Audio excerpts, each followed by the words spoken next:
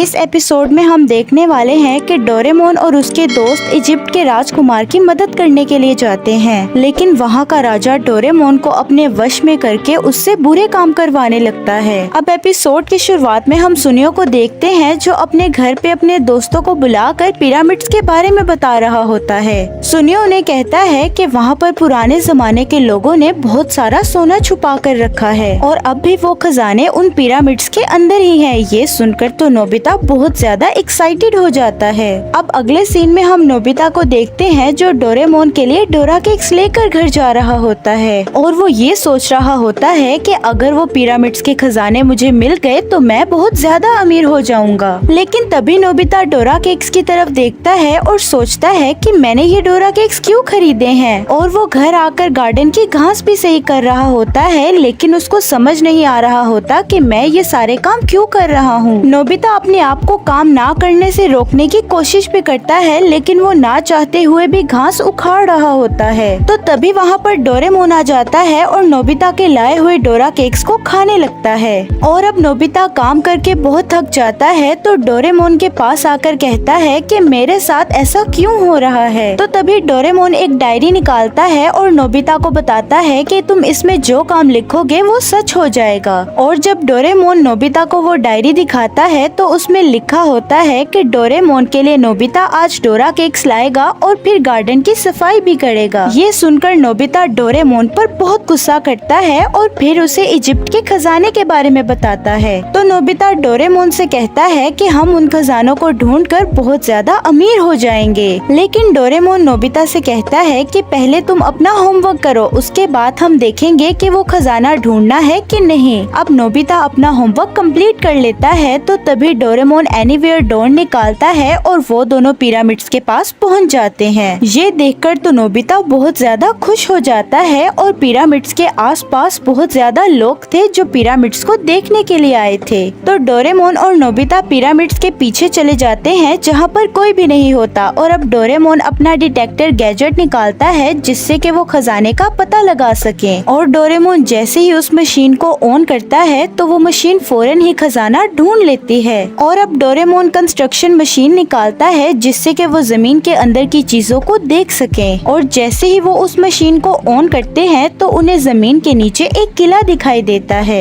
ये देखकर तो डोरेमोन बहुत ज्यादा हैरान हो जाता है। तो नोबिता उसे कहता है कि हम दोनों को वहाँ पर पहुँचना ही होगा। तो डोरेमोन उसे कहता है कि हम इतनी आसानी से उस किले तक नहीं पहुँच सकते, हमें कुछ और करना होगा। और अब वो दोनों अपने हाथ से ही वहाँ पर जमीन को खोदने लग जाते हैं, लेकिन बहुत धीरे धीरे काम की वजह से नोबिता बोर हो जाता है। तो तभी नोबिता के दिमाग में एक आइडिया आता है और वो डोरेमोन से कहता है कि क्यों ना हम उस जमाने में जाकर इस किले को ढूंढे जिस जमाने में ये बनाया गया था। और अब डोरेमोन टाइम बेल्ट निकालता है और वो दोनों उस टाइम में पहुंच जाते हैं जिस टाइम में ये किला बनाया गया था। और अब वो दोनों उस किले तक पहुंच जाते हैं और जैसे ही वो उस किले के अंदर जाते हैं तो वहाँ पर उन्हें बहुत अजीब सी पेंटिंग्स दिखाई देती हैं। तो तभी डोरेमोन एक लिविंग लाइट निकालता है और पेंटिंग के ऊपर ये लाइट स्कैन करता है जिससे कि वो पेंटिंग जिंदा हो जाती है। तो डोरेमोन उससे रास्ता पूछता है तो वो पेंटिंग अपनी लाइट की मदद से उनको खजाने का रास्ता बता देती है। तो वो दोनों उस पेंटिंग के बताए हुए रास्ते की मदद से एक कमरे में आ जाते हैं जहाँ पर उन्हें एक ताबूत दिखाई देता है और उसी रूम में उन्हें एक और दरवाजा दिखाई देता है। और जैसे ही वो उसके अंदर जाते हैं वहाँ पर बहुत सारा खजाना होता है और ये देखकर तो डोरेमोन और नोबिता बहुत खुश हो जाते हैं। तो तभी उन्हें एक अजीब सी आवाज सुनाई देती है जिसे सुनकर वो बहुत डर जाते हैं और उछलने लगते हैं। तो तभी नोबिता से वो डायरी नीचे गिर जाती है। तो तभी वो देखते हैं कि वहाँ पर एक लड़का बेहोश होता है। तो नोबिता को उसके पास से एक गोल्डन बैच मिलता है जिसके बाद डोरेमोन और नोबिता उस बच्चे को अपने साथ लेकर चले जाते हैं। तो तभी हमें कुछ लोगों को दिखाया जाता है जो खुफिया रास्ते की मदद से उस खजाने वाले कमरे में आ जाते हैं और वो आकर उस लड़के को ढूंढने लगते हैं। ये वही लोग हैं जिन्होंने उस लड़के को कैद कर रखा था। लेकिन तभी उन्हें वहाँ पर डोरेमोन की फ्यूचर डायरी मिल जाती है और वो लोग वो डायरी लेकर अपने बॉस को दिखा देते हैं और उनका बॉस उन्हें कहता है कि जाकर उस लड़के को ढूंढो और अगर वो तुम्हें कहीं पर भी मिले तो उसे मार देना। अब अगले सीन में हम नोबिता के रूम में उसी लड़के को देखते हैं जो बेहोश पड़ा था, लेकिन अचानक से ही उसे होश आ जाती है, जहाँ पर वो अपने बैच को देखता है और उसे उठाने के बाद वो डोरेमोन और नोबिता पर हमला कर देता है। लेकिन उसकी बॉडी में बहुत ज्यादा वीकनेस होने की वजह से वो फिर से बेहोश हो जाता है। तो तभी डोरेमोन अपनी पॉकेट से ट्रांसलेशन टूल निकालता है और उस बच्चे को खाने के लिए दे देता है, ताकि वो लोग उस लड़के की बात समझ सकें। तो तभी डोरेमोन और नोबिता को पता लगता है कि ये बच्चा बहुत भूखा है। तो तभी डोरेमोन और नोबिता उसे खाना देते हैं। अब खाना खाने के बाद वो लड़का उन्हें बताता है कि मैं इजिप्ट का प्रिंस हूँ, और उन्हें बताता है कि मेरा नाम नेमुसेंसु है, और बताता है कि मेरे पिता मर चुके हैं और उनके मरने के बाद मैं किंग बनने वाला था, लेकिन एक बेरुनेमु नाम का आदमी मुझे मारकर खुद किंग बनना चाहता है। तो तभी वहाँ पर नोबिता की मॉम आ जाती है और वो नेमुसेंसु को देखकर बहुत हैरान हो जाती है। लेकिन नेमुसेंसु तो नोबिता की मॉम को कुछ और ही समझ रहा था और वो उनकी तारीफ करने लगता है। नोबिता की मॉम अपनी तारीफ सुनकर बहुत खुश हो जाती है और वो वहाँ से चली जाती है। और अब नेमुसेंसु नोबिता और डोरेमोन से रिक्वेस्ट करने लगता है कि मेरी हेल्प करो और मेरे देश को बचा लो। और अब नोबिता और डोरेमोन नेमुसेंसु को लेकर अपने दोस्तों के पास आ जाते हैं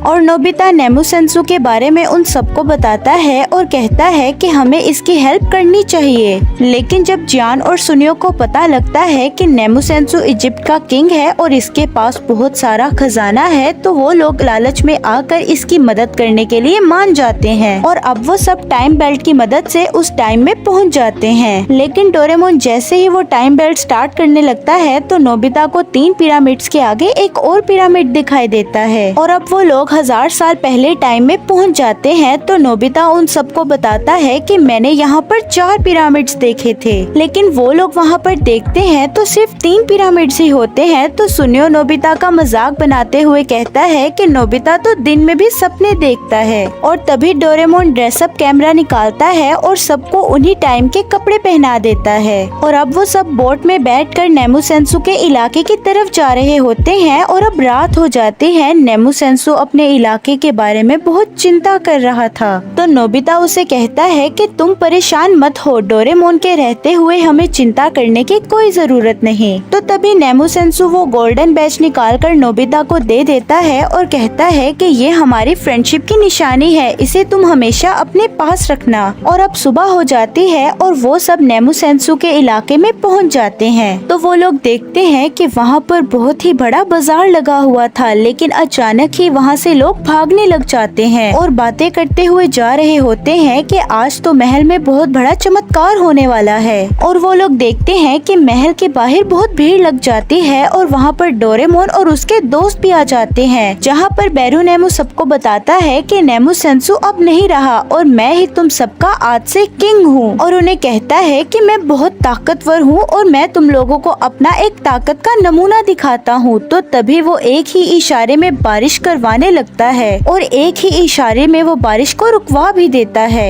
ये देखकर वहाँ के लोग बहुत ही ज्यादा हैरान हो जाते हैं और बेरुनेमु को अपना राजा मानने लगते हैं। तो नेमुसेंसु उन सबको कहता है कि सबसे पहले हमें प्रिंसेस को बचाना होगा, जिसको बेरुनेमु ने कैद कर रखा है। और अब वो लोग एक प्लान बनाते हैं और जियान, सुनियो और शिजुका खेल दिखाने वाले बनकर महल के अंदर चले जाते हैं और वो लोग महल के अंदर जाकर अपना खेल दिखाने लगते हैं और उनका खेल देखकर तो बेरुनेमु काफी ज्यादा हैरान हो जाता है। तो तभी डोरेमोन, नोबिता और नेमुसेंसु कुछ डब्बों के अंदर छुपकर महल के अंदर आ जाते हैं और अब वो लोग उन डब्बों से बाहर निकलकर प्रिंसेस को ढूंढने के लिए निकल जाते हैं। और अब डोरेमोन जैसे ही अंदर जाने लगता है तो वो गार्ड उसे देखकर कहते हैं कि ये तो नीला रैकून है। तो तभी नोबिता एक गैजेट की मदद से अपनी मोम को वहाँ पर बुला लेता है, जिससे वो लोग रानी समझकर उन लोगों को अंदर जाने देते हैं। और अब थोड़ी देर बाद वो लोग प्रिंसेस के रूम में आ जाते हैं, जहाँ पर प्रिंसेस नेमुसेंसु को देखकर बहुत खुश हो जाती है। जहाँ पर प्रिंसेस नेमुसेंसु को बताती है कि बेरुनेमु 4 पिरामिड्स बनाना चाहता है। ये सुनकर नोबिता कहता है कि मैंने पहले भी 4 पिरामिड्स देखी थी। तो डोरेमोन टाइम टीवी निकालता है और देखता है कि वहाँ पर 4 पिरामिड्स बन चुकी है और हिस्ट्री भी चेंज हो चुकी है। और बेरुनेमु का जासूस सारी ये बातें सुन लेता है और जाकर उसे बता देता है। तो बेरुनेमु, जियान, सुनियो और शिजुका को पकड़वा लेता है और वो प्रिंसेस के रूम में आकर अपने गार्ड से कहता है कि इन्हें पकड़ लो। तो तभी डोरेमोन और नोबिता उन गार्ड्स को एयर कैनन की मदद से हरा देते हैं, लेकिन तभी प्रिंसेस को कुछ हो जाता है और वो बेरुएमू को अपना किंग मानने लगती हैं। तो बेरुएमू उन सबको वो फ्यूचर बुक दिखाकर कहता है कि ये सारी शक्तियाँ मुझे इस किताब की वजह से मिल रही हैं, जिसे देखकर डोरेमोन और नोबिता सारी बात समझ जाते हैं और अब उन सबको पकड़ लिया जाता है, लेकिन डोरेमोन को वहाँ पर नहीं रखा जाता और अब उन लोगों को बोट की मदद से कहीं पर ले जाया जाता है और 2-3 दिन तक वो सिर्फ बोट में सफर ही करते हैं और कुछ दिन बाद उन्हें 4 पिरामिड्स के सामने ले जाया जाता है, जिसे देखकर वो बहुत हैरान हो जाते हैं और अब उन्हें उन 4 पिरामिड के अंदर लाया जाता है जहाँ पर उसने डोरेमोन को बांध कर रखा था। जहाँ पर डोरेमोन उन्हें बताता है कि मैंने ही इस 4 पिरामिड को एक दिन के अंदर बनाया है और बताता है कि बेरुएमू मुझे उस बुक की मदद से कंट्रोल कर रहा था।